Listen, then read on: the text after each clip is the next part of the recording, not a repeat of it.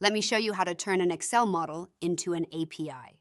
Here, I have a simple model that calculates the effects of compound interest using a few input variables like interest rate or monthly deposit.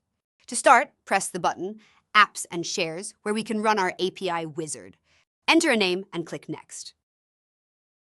Now, all you have to do is select the input and output cells or areas that you want to use in your service API.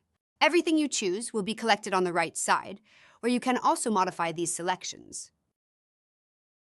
When you're ready, finalize the dialog. The wizard will then jump to the service definition.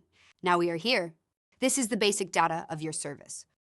These are the parameters for your service, the outputs that we've defined. You can change all of them or remove them.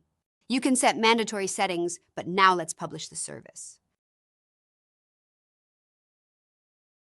After a few seconds, the service will turn green and be active.